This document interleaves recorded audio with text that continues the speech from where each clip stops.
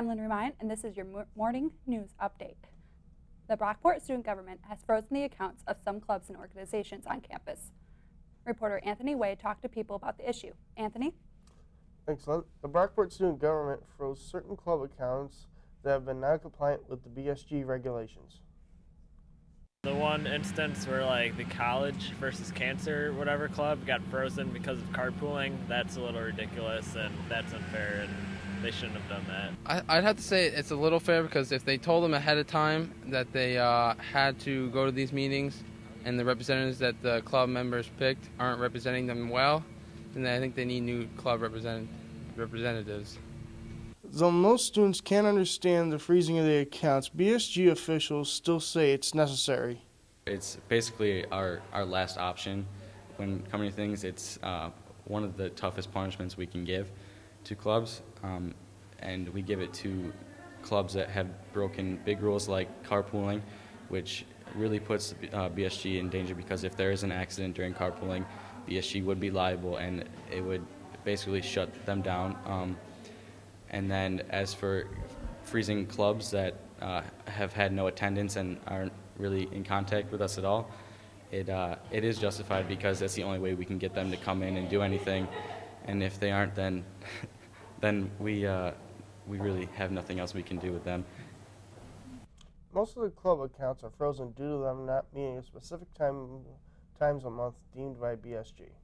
How many clubs were affected by the account freezes, Anthony? Right now, there are 15 different clubs that have had their accounts frozen, and there are several more on the chopping block for Friday. All right, thanks, Anthony. Many people in Brockport are concerned about an increase of rental property in the village. According to thestylist.net, if approved by the Brockport Planning Board, one historical building could be turned into student rental units.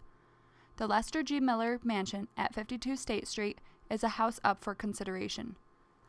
Opponents say it would destroy the natural beauty of the neighborhood. I think that would be a disaster. That's a very beautiful house, and it does not need to be treated that way. Student Russell West says it may be beneficial. Well, I don't know the whole situation, but if it would be unoccupied, if it weren't student housing, I think it's better that it's kept and maintained. And other nice buildings around here are student housing. They haven't completely, fallen down. So I think it should be okay.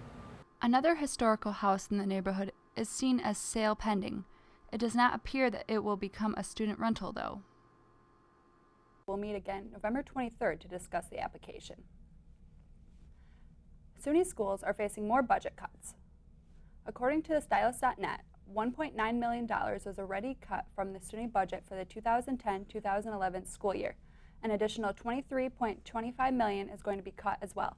In the last 4 years, $6.2 million in state support was cut from the college's budget. The SUNY system has lost $634 million in state support in the last 3 years. The Beatles music catalog is finally coming to iTunes. According to Yahoo News, Apple has struck a deal with the Beatles company Apple Corps, their record company EMI, and Apple. Apple CEO Steve Jobs says it has been a long and winding road to getting the collection. Individual Beatles tracks began climbing the ranks of iTunes' top-selling songs within hours of going on sale.